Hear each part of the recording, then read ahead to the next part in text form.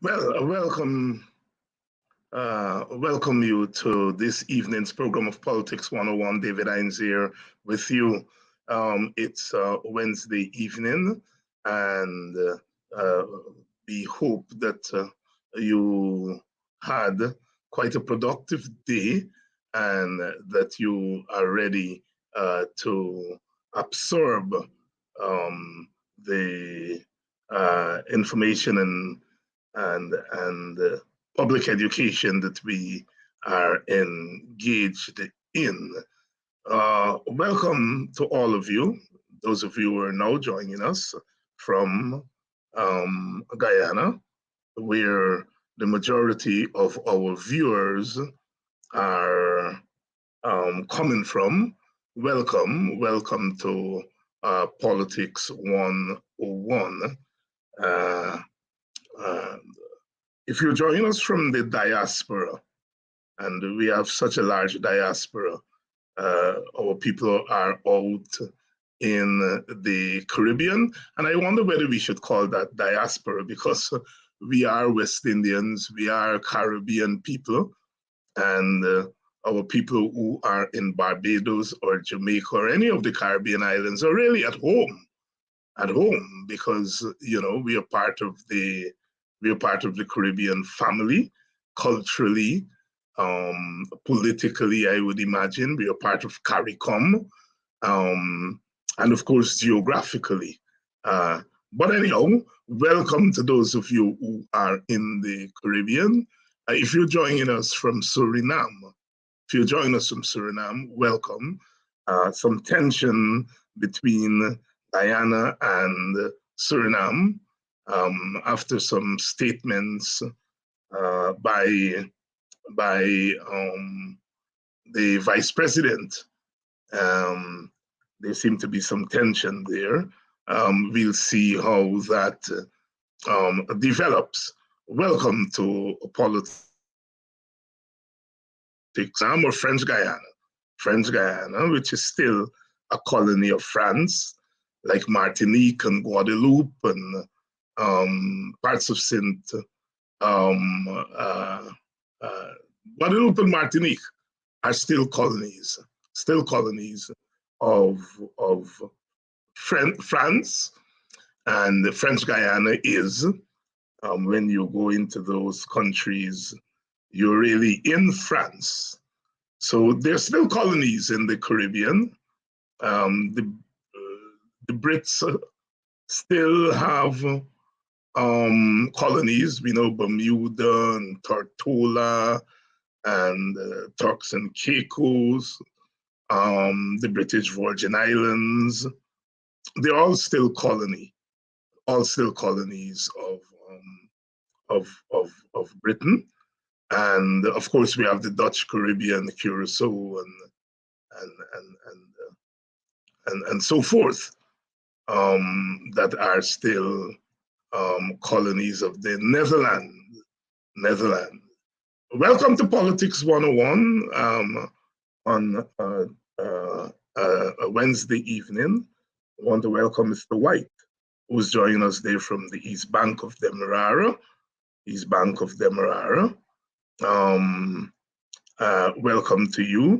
Welcome to you. If you're joining us from North America, welcome. You're joining us from Brooklyn, New York, or any other part of the United States of America. People are scattered all over Washington, D.C., Virginia, Maryland, the tri-state metropolitan area. I know we have had persons who have joined us from Tennessee and from Illinois, Chicago, Illinois. Persons have joined us from Florida. My God, it's happening there in Florida as they are bracing for that hurricane. Mother Nature. We in the Caribbean know that too well. We know that so well what hurricanes can do to our homeland. So our prayers and our thoughts are with the people down there in Florida. in particular our Guyanese and Caribbean brethren and sisterin down there in Florida. Only the other day, Canada, it's quite unusual for Canada to be hit by a hurricane, but they were. And thank God there weren't too many casualties. But it's hurricane season. It's hurricane season, and we have to take all the precautions we can take. There's not much one can do, but try to move to safety as quickly as possible, because the objective is, of course, to save lives. So, to the people down there in Florida, beautiful state. One of the things about Florida, if you live in Guyana or the Caribbean, it's a hop, skip, and a jump, and you're home. It's one of the benefits of living in Florida if you're from the Caribbean. You know, you're up in the air and you're down, you're home in Jamaica in a couple of minutes. Up in the air, you're down, you're home in the Bahamas. Guyana is the farthest. It takes about 4 hours to get there. But you get off from work on Friday afternoon and you jump on the plane and you're in Guyana. You spend Saturday, Sunday, and you're out of there Monday morning. If you live in, so there are advantages, but there are also disadvantages. If you're joining us from Arizona, I know we have a couple of Arizonians who are joining us. Oswin,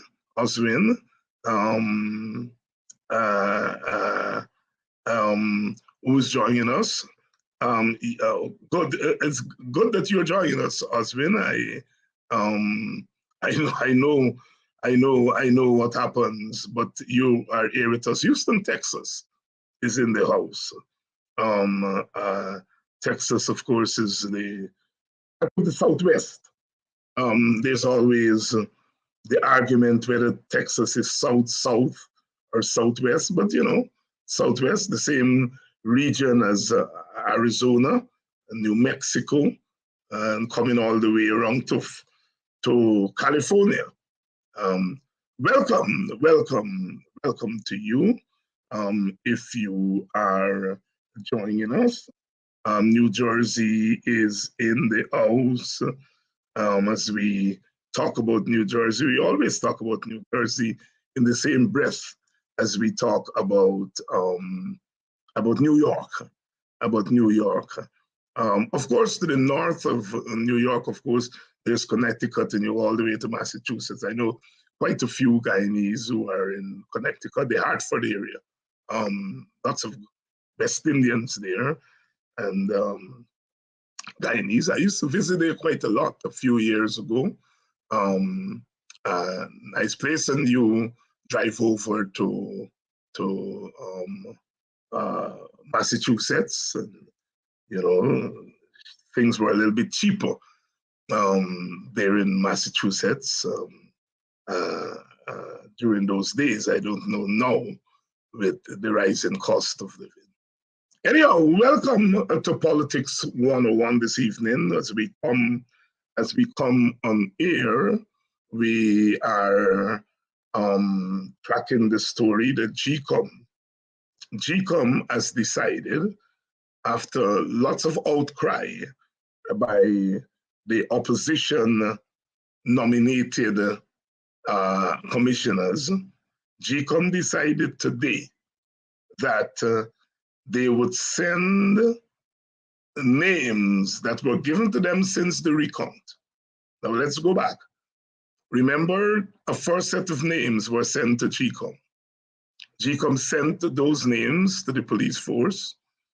The police force responded, and that information was turned over to the Attorney General at his request recently. During the controversy over whether that information should have been turned over or not, Vincent Alexander, made public that a second batch of names, in fact, a bigger batch of names, was sent to GCOM during the recount.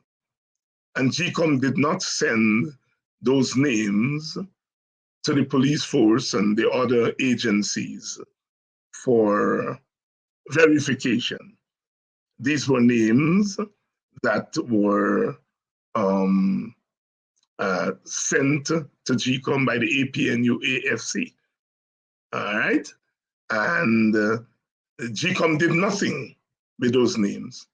And Alexander and the other commissioners drew this to the attention of the public. Well, today, the chair announced, Madam Chair, announced that she has forwarded those names to the Ministry of Home Affairs and the police force for verification. And so that's a victory for the opposition commissioners, because GCOM had held on to those names, never sent them for verification. I think they were citing some aspect of the law, that GCOM is not a court of law. And so therefore, that was the rationale. But now they've sent those names to the Ministry of Home Affairs and the police. Welcome to Politics 101. Rhonda joining us from Den Amstel.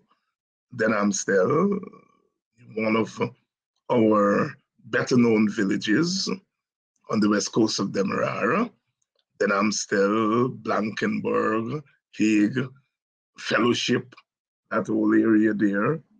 I used to go there a lot when I was a little boy, because I have relatives from Den Amstel, and we would go there and spend what we call those days the August holidays. So I have fond memories of Den Amstel, and it's still one of my favorite villages. And Sister Rhonda flies the flag of Den Amstel on this program and other programs, and forcing us to think about Den Amstel as we do our commentaries. So yes, GCOM has now turned those names over to the Ministry of Home Affairs and to the police. We are waiting to see what they are going to do. Now, please note that the PPP has not turned over any names. The PPP has not had cause to think that the opposition had their supporters voted for when they weren't in the country. They are not making that charge against the opposition. It seems to me that the opposition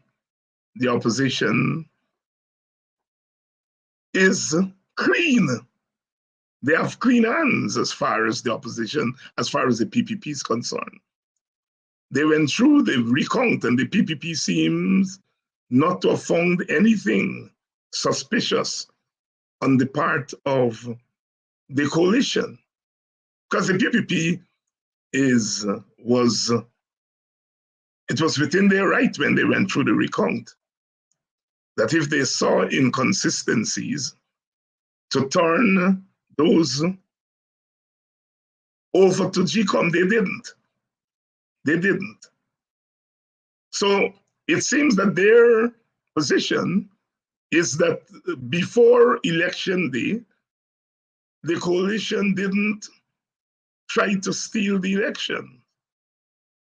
One can make that conclusion. The coalition, on the other hand, is turning over what they are calling evidence of skullduggery in PPP areas before the election. I want to make that distinction. Make that distinction. And GCOM held on to that batch of names for 2 years. They've now turned them over.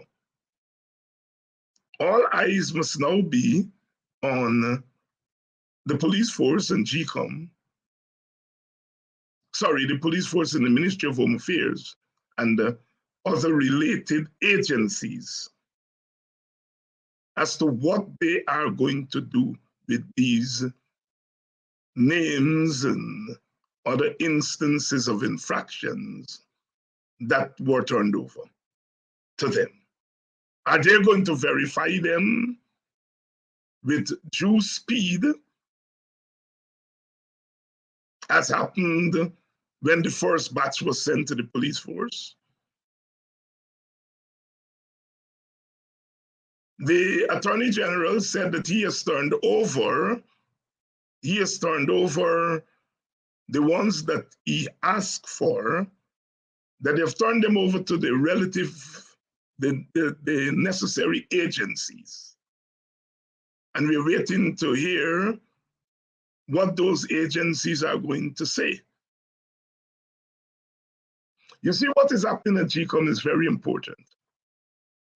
Because as I have argued on this program before, that we are now literate about rigging.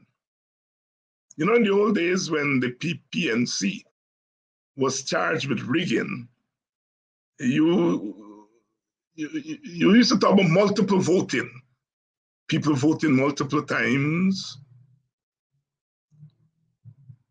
and the boxes not being counted at the place of polling, and so forth.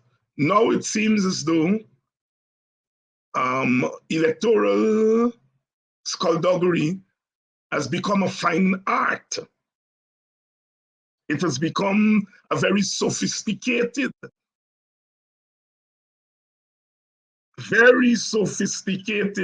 undertaking. The things that came out of the box, I mean, nobody has answered yet about documents missing from 40-something boxes. We have not had a credible answer. Somebody seems to be suggesting that the CEO told people to bring the documents to GCOM and give it to them. It's, you know, it's not a credible answer. The laws, the rules say that you must have statutory documents. That's why they're called statutory documents. Statutory as in statutory law, legal documents. These are not matters to be played around with. I heard the PPP saying, well, a number of people whose names were turned over to the police, claiming that they were not in the country. Some of those people came forward and proved that they were in the country. The question is this: if the opposition turned over 200 names, and 100 of those 200 people, 75 of them, happen to not be in the country, it is still an infraction of the law. It is not how many. It could be one. It could be one. If one person was not in the country and somebody voted for that person, it's an infraction of the law.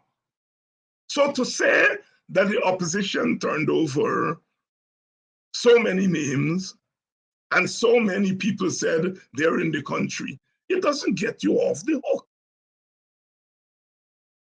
Even if one person who was not in the country was voted for, it's an infraction of the law. We have to get that in our mind. The recount, of course, was controversial in that the lawyers from the coalition side had argued that the recount was not legal, that a recount cannot supersede the Representation of the People's Act. And so, therefore, the logic was that GCOM should have declared the results that were before them, and if the PPP had any questions, they go to a petition. Well, the recount went ahead. And the recount threw up some things that opened the process wider. Had it not been for the recount, we would not have learned about voter impersonation, dead people voting, more ballots than requests by workers, documents not in boxes. All of this came as a result of the recount. The recount is really an election petition in the sense that an election petition is meant to determine whether the elections were free and fair. And the evidence that comes out of the recount calls into question the election. That is the evidence for the petition.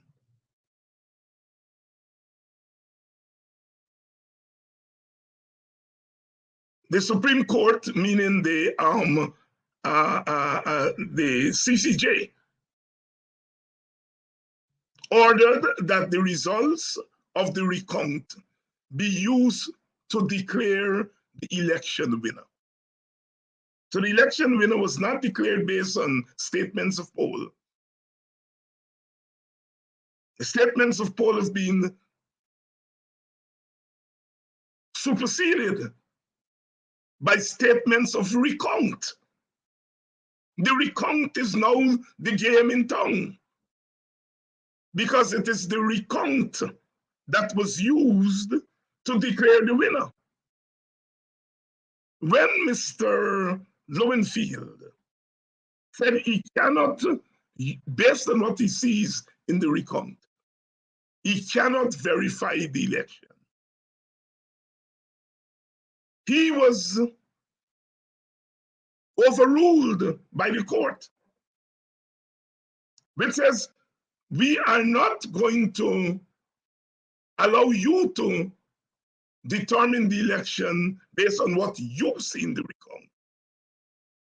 We are going to determine the election by what we see in the recount. And what they saw in the recount and they used to determine the election was the raw vote, the unaudited vote, the vote that's in the box. The audited result, which is what Lowenfield was talking about, is that because of the recount, they were able to determine that some of the votes in the boxes got in there via skullduggery. The Supreme Court, meaning the CCJ, ignored that. The CCJ ignored the audited results. One may say the CCJ knowingly, because the CCJ would have been aware of the information that came out of the recount. But I said, no, take that to a petition. What we are interested in is the vote in the box, no matter how they get in there. So the court would have known that some of the votes in the boxes got there by less than fair means. But the court said, bring this to a petition.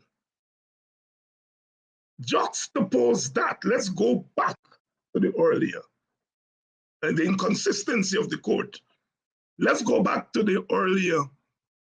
The PPP said they saw Mr. Mingo fiddling with the numbers, and they went to the court. And the court said to GCOM, you can fix that. And GCOM proceeded to fix it with a recount. Now, shouldn't the court have said to the PPP, what you saw, bring that to a petition? Later on, it's telling the coalition, what you saw, bring it to a petition. Shouldn't they have done that when the PPP said, we saw something? Shouldn't the court have told the PPP, bring it to a petition? My view is yes. The court refused to do that. And then later on, when the other side said, here is our evidence that something is wrong, the court said, bring it to a petition. Courts can sometimes get things very wrong. And here we see the inconsistency of the court. The one side says, we see this man Mingo fiddling with the numbers, and the court should have said, bring it to a petition. Instead, the court says to GCOM, fix it. When we come later, and the other contestant says, we see a lot of fiddling, the court did not say to them, bring it to a petition. Sorry, the court said to them, bring it to a petition. The court could have said to GCOM, fix it. And that is what Lowenfield was doing. Lowenfield saw 40-odd boxes without documents. He saw all kinds of skullduggery. He saw, with the help of the police, people who were not in the country who voted. And he was saying, I can't certify this election. GCOM has that power. The court said that. Fix it. And when Lowenfield is attempting to fix it, they tell him he's a lone ranger. And said to the opposition, bring it to a petition. The election is a study in the inconsistency of the court. I don't believe in disrespecting the court, because the court may have ruled in a way that I don't agree with. So I'm not encouraging disrespect for the court and officers of the court. I'm saying the court got it wrong. In the first place, I don't think the CCJ should have heard that matter, because the Guyana law says very clearly that the buck stops at our appeal court. And the CCJ charter says that whenever you have something as settled as that, in the laws of the member state, the CCJ shall not interfere with it. But the CCJ interfered, which means the CCJ took jurisdiction when it had no jurisdiction. And I think that was a very important development, because the CCJ then proceeded to do something contrary to what the lower court had done. the lower court had said, fix it. The CCJ should have been consistent and said to GCOM, fix what the coalition saw at the recount. Tangible evidence, they presented it. GCOM at first said the suspect votes, put them aside. And then after a couple of days of putting the suspect votes aside, GCOM changed his mind. And it put the suspect votes and the proper votes all together. There is a lot that was wrong with that election. And my own view is that the PPP knows that. And the PPP knows that with a fair hearing of the petitions, there will be gaping holes. And they do not want that. Because, of course, they were installed. Sometimes the court takes a position of least resistance.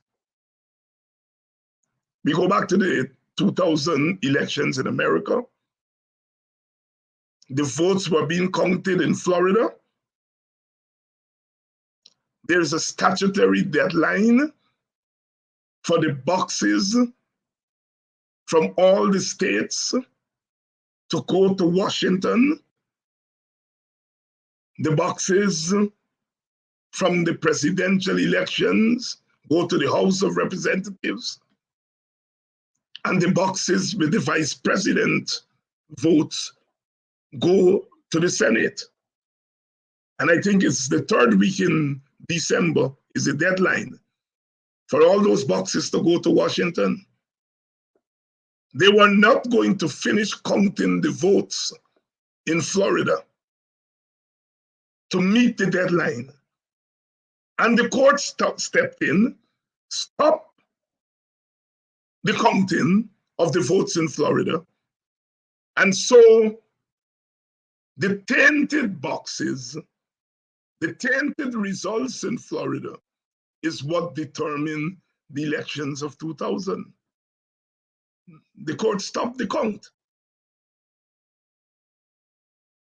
Just as the court, the CCJ did, it didn't stop the recount, but it ignored the results of the recount.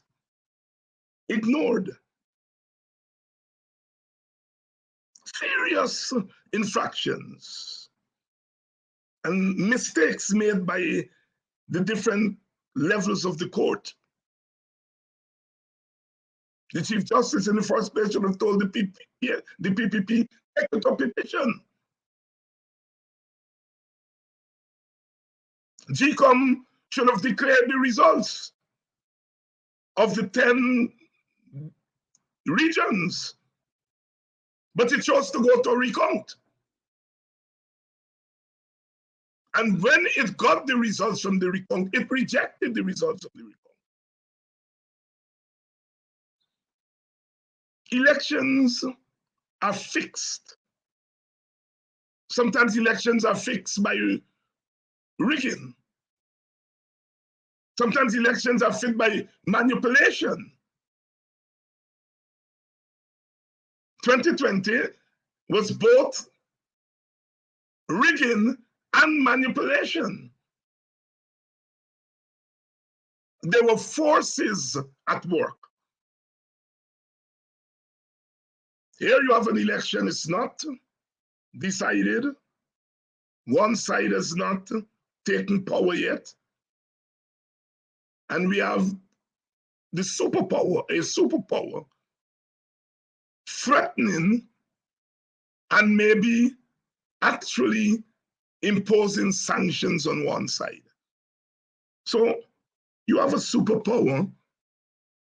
An election is not yet determined, but a superpower is putting sanctions on one side.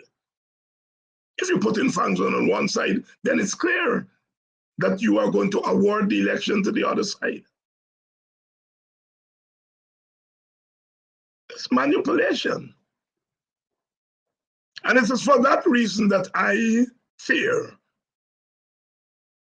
that going forward, elections in Guyana would be manipulated. And it will be manipulated at all levels. The voters list, at a minimum, parties should agree on a clean voters list, at a minimum. The question is why the PPP is resisting cleaning a list. Why is it? Why is it resisting cleaning the list? It could only be that the PPP sees benefits. What the PPP is saying, look, this list is bloated, but you don't have to clean it for it to be credible. People go and they vote, and of course the extra people on the list will take care of themselves. Nobody will vote for them. That is the line of argument. That yes, the list may be bloated, but the list is bloated because people left, they're gone away, etc., etc., etc. And since they're not here to vote, it doesn't matter. The elections will be determined by those who are voting. But we now realize from the 2020 election that those extra people, which the PPP are saying, gone them way and nobody will, they won't be voting, that people will vote for them. That is what the 2020 election. And if you have a bloated list by over 200,000, and the PPP or any party can get people to impersonate 10,000 of those 200,000, it's enough to win an election, to quote unquote win. That's 2 seats. So the ploy of the PPP is clear.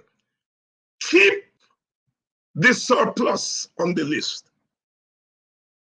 We don't want it all 200. All we want is a 10,000 of the surplus. You see, if you get rid of the surplus on the list, they can't find much to manipulate. Even if you don't get all the surplus people off the list, and a 2,000 left, 2,000 is not 1 seat. But if you got 200,000, you can then manipulate out of those 200,000 extra by various means. The recount shows the various means that you can manipulate a 10,000 out of that extra 1,000 and get 2 seats extra. That is why the PPP doesn't want to clean the list.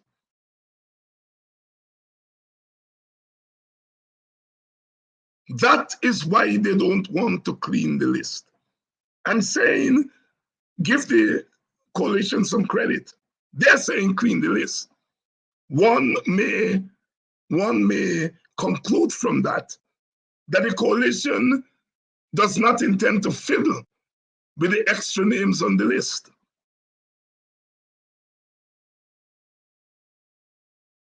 And since the PPP wants to keep the extra names on the list, one may conclude that they want the opportunity to be left open to fiddle with the names on the list.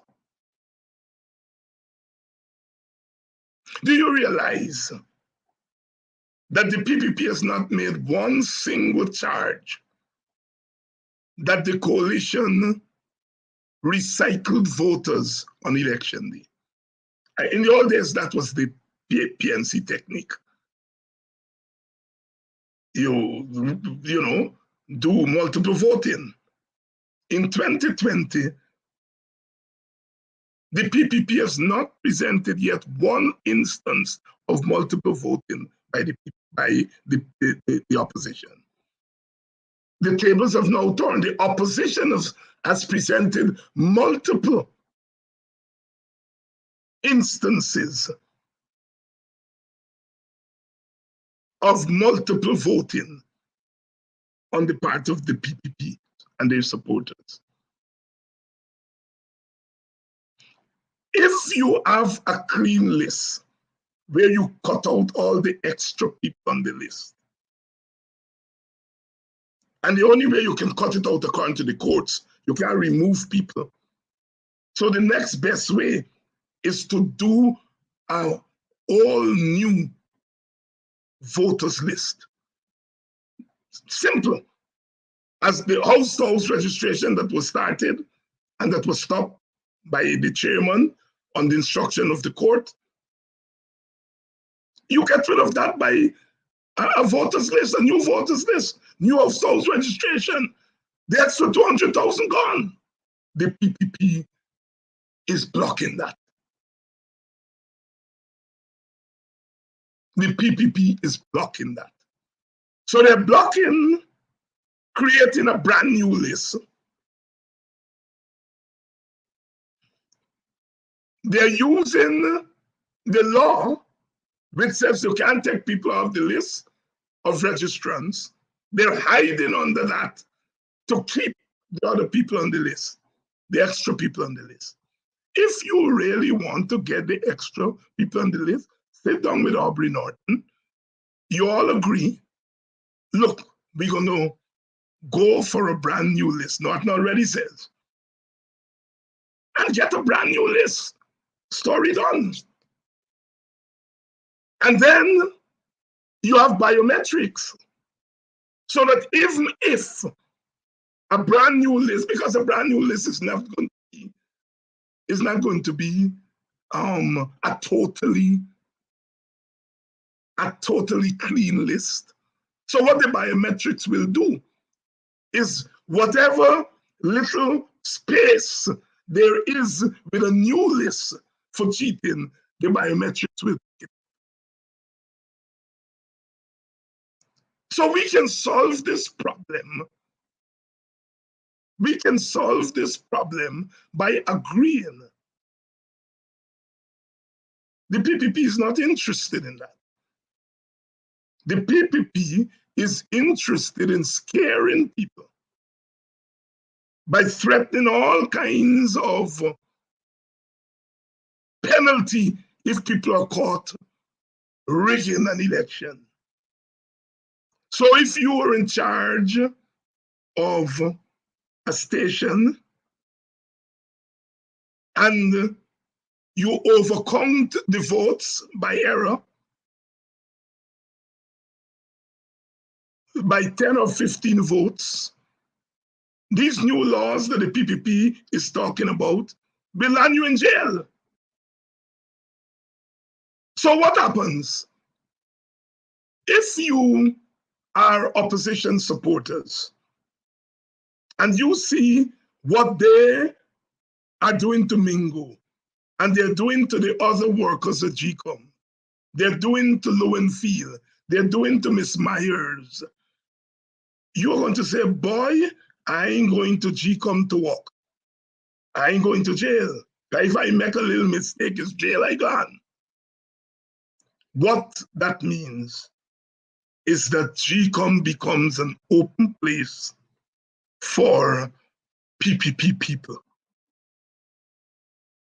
That's one method they're using. They're using these threat of imprisonment to drive people away from working for people. And then, as we see, the other method they're using is that they are manipulating the hiring system to get their people in. They had already done one round of hiring, and they reopened the hiring for this assistant CEO. And they managed to get somebody who they're comfortable with. And the opposition is not comfortable with that person. So they are rigging the appointment and selection process of GCOM personnel. And GCOM personnel are critical because when the votes are finished, count them at the place of poll, get your SOPs. They're sent to GCOM staff. GCOM staff now have to go through and make sure everything is right. And then the CEO sends that to the commissioners, and the commissioners go through. But GCOM is nestled there in the middle. GCOM officials, GCOM staff, the GCOM secretariat.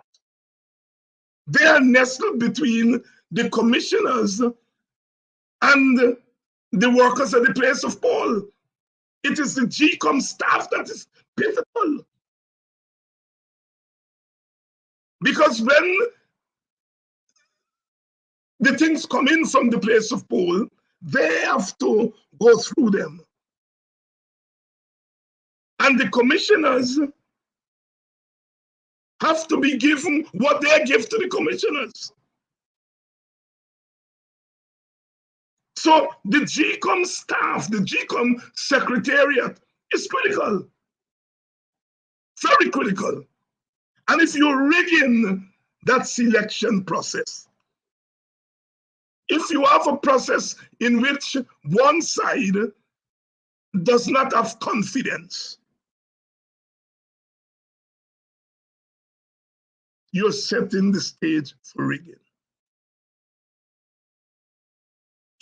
I know that elections have always been rigged in Guyana. And that's not a secret. Elections have always been rigged.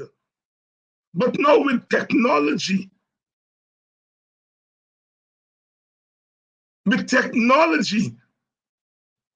you are able to rig the elections without being easily detected. Who controls the computers? Computer work with software and systems and all those fancy technical terms. The person who's controlling the IT person or persons are critical, very critical.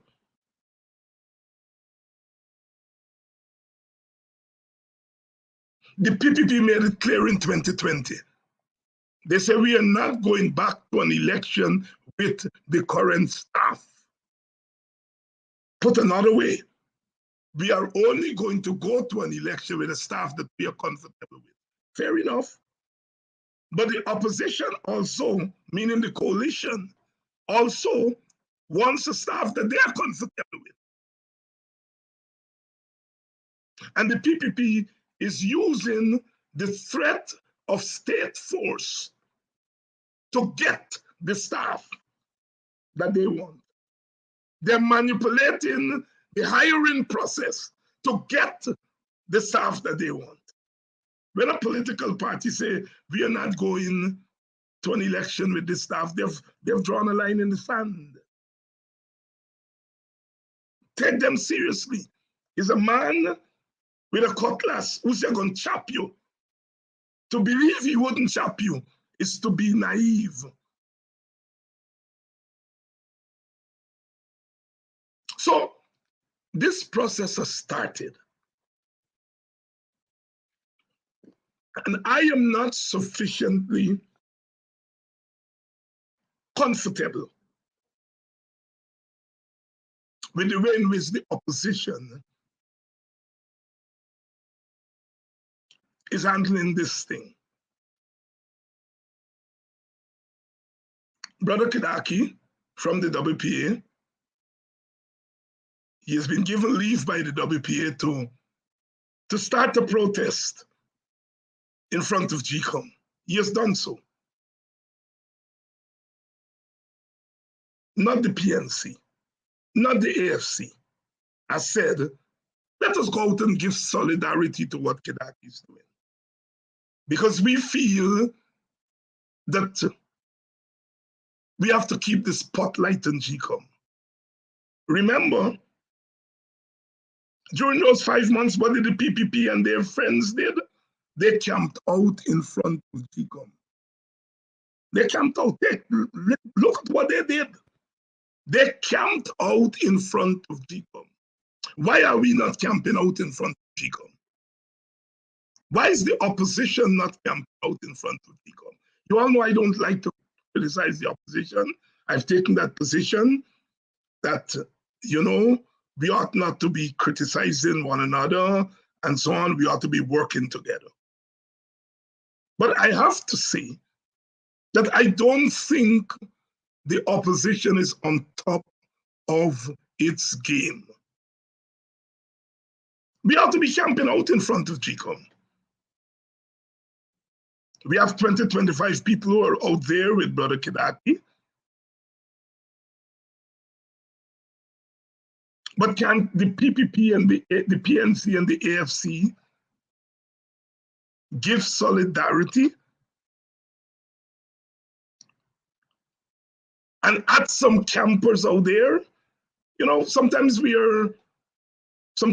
cuss people. We say, people are going through hardships under the PPP and they're not doing anything. They're not coming out.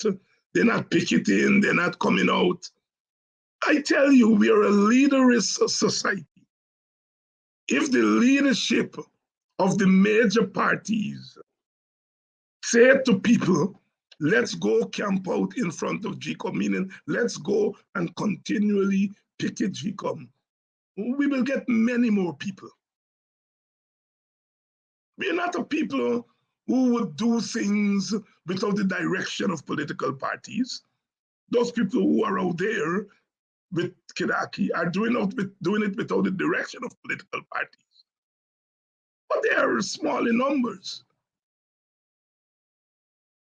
We ought to be camping out in front of GCOM to draw attention.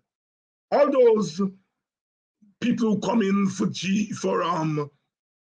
CPL should have seen us camping out in front of GCOM.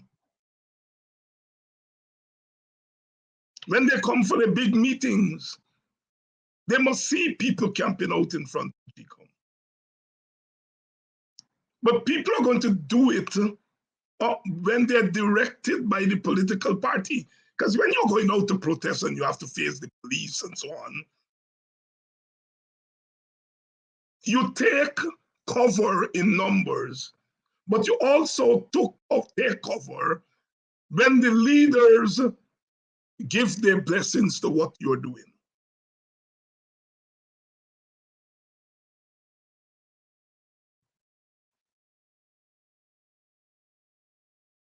So I think we're not recognizing the seriousness.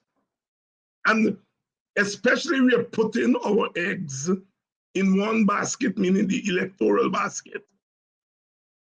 If you're going to put your eggs in the electoral basket, all of them or most of them, then you got to be like vultures when it comes to the electoral.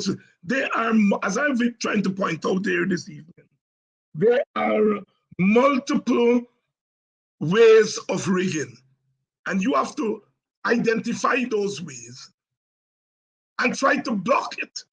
Try to block those entry to the rigging. You got to get a court game, but you got to get a ground game. For those 5 months, those PPP people, what they call the guardians of democracy. You all remember them? They camp out in front there. You don't have to agree with them, but it's an effective tactic. Where are the guardians? Where are the guardians of democracy on our side? Somebody's saying it's WPA is actively opposing the PPP's decision. I agree. I mean, I'm WPA and I try as much as possible. I try as much as possible not to put the WPA in collision with the PNC and the AFC, because I think it will not serve us well. But there are things that the other parties can do better than us. They have more money. They have more members.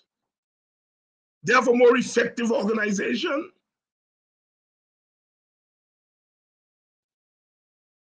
And if they were to do that and we link our forces together, we can be much more effective. Whether Kidaki came to us in the WPA and he laid out his plan for camping out in front of GCOM.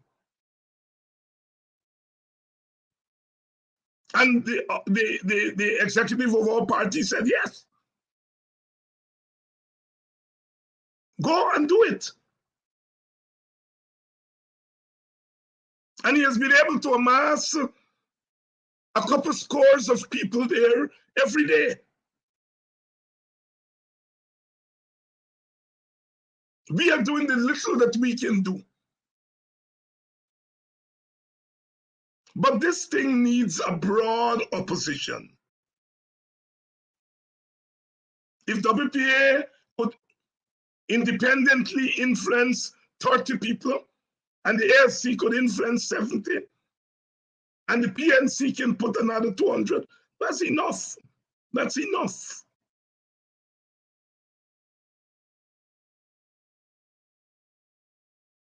I'm appealing to you all who are supporters of the parties to talk to them, talk to the leadership, because the elections are being rigged as we speak. We now know that elections are not rigged just on election day. We now know, thanks to the recount, we got the secret of what they thought was a secret. Please, can you all appeal to the PNC and the AFC, the urgency of this matter? The urgency of this matter. Look at the advice PPP people are giving to Aubrey Norton. We just had a letter there by Tara Singh and Sherwood Lower to reply to him this morning. But these people want to make Mr. Norton what they want him to be. And they want him Norton without bite.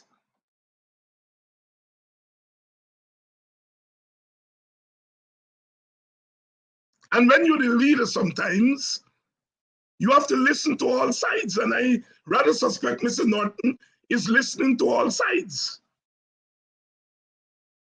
Some people may say, maybe he's over listening. But the leader listens to all sides. But the supporters of the leader party has to make their case to the leader.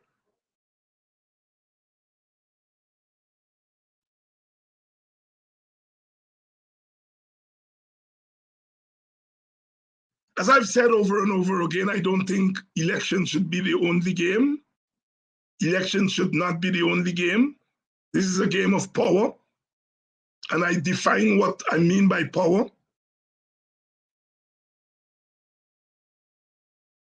If you're the majority in the police force, that's power. You're the majority in the army, that's power. You're a majority in the public service, that's power. You're a majority in the teaching service, that's power. You're the majority nurses, that's power. It is what you do with that power. How do you maximize your location in the political economy and make that work for you? Because that power becomes your bargaining chip.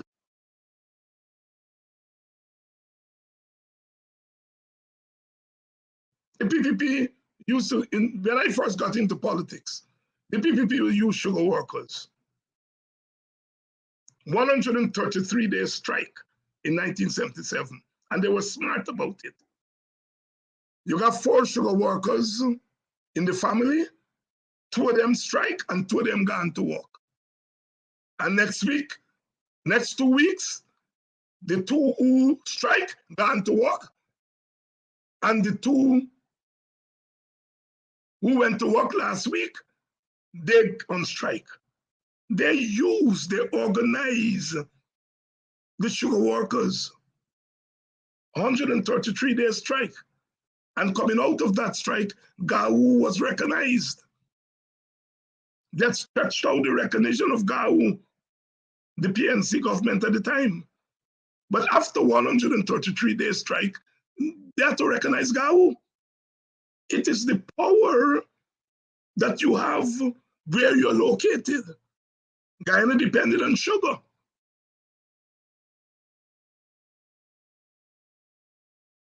The PPP, rice, they use rice. Yes, the government of the day created the rice board, and all the rice had to go through the government rice board. But 80% and more of the rice farmers were PPP supporters. Why are we not maximizing the power of our supporters, given where they're located in the political economy? You're not doing anything wrong, that's politics. That's politics. And so you must fight for office, but you must also fight for power. Power and office are not necessarily the same thing. If the government changes tomorrow and the coalition gets in to office, it will have to deal with the power that this government is giving to its supporters. This government is putting power, the power of wealth, in the hands of its supporters. So you may win office in 2025. Will you win power? And that is why you have to start building the power capacity of your supporters now. Now.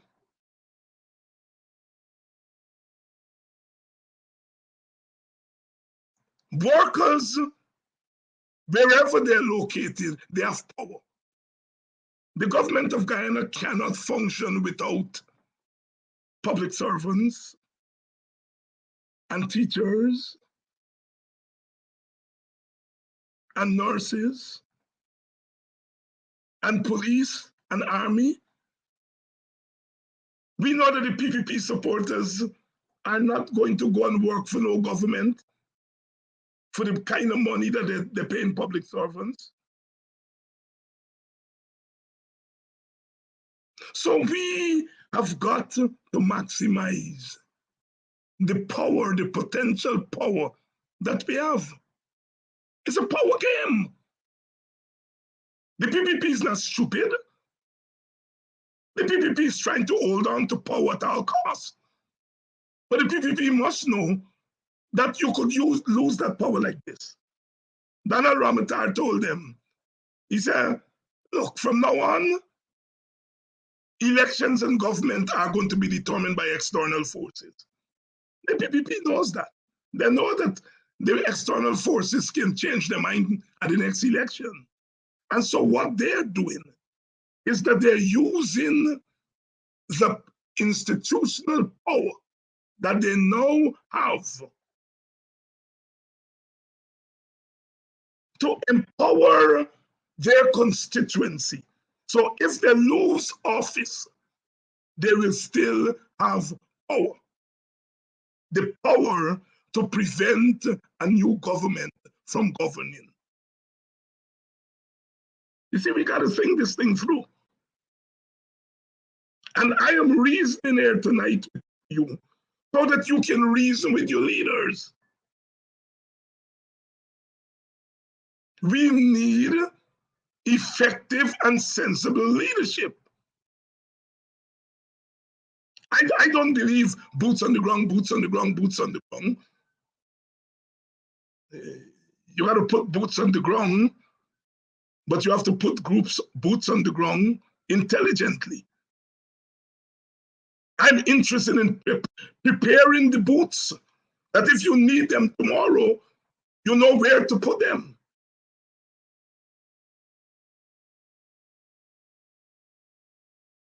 Why is the government jumping? The government is jumping because it has sought to fool us with the slogan of One Guyana. It's a slogan. And what we were doing is that we were comparing One Guyana with one people, one nation, one destiny. Wrong tactic. Wrong tactic. What we needed to do was to discredit One Guyana. And God is a good God. He put the wisdom in the heads and the hearts of Coffee 250. And Coffee 250 says, this is an emerging apartheid state. That then blows the One Guyana slogan away. The slogan is now emerging apartheid state. The PPP has to respond to it every day, every day, every day. They see two people hug up at cricket. Oh, look, they're hugging up there. We don't have an apartheid state. They're looking for everything to prove that there's not an apartheid state. But the fact of the matter is that the slogan of One Guyana has been discredited and overtaken by the apartheid state. And the PPP understands that. That is why they've declared war on the apartheid state. The notion of the apartheid state. That's them crazy.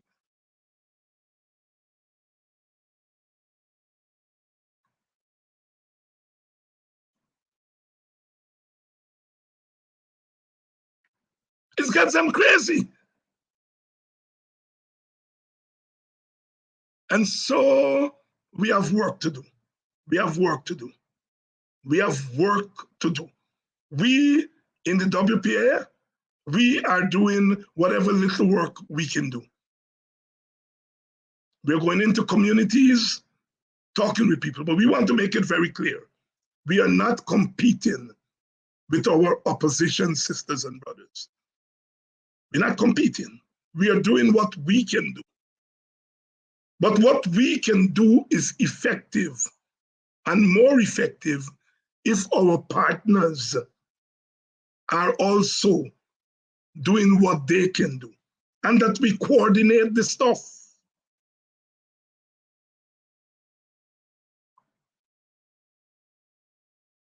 So we've got work to do. That's GCOM. We cannot close our eyes on what's happening at GCOM.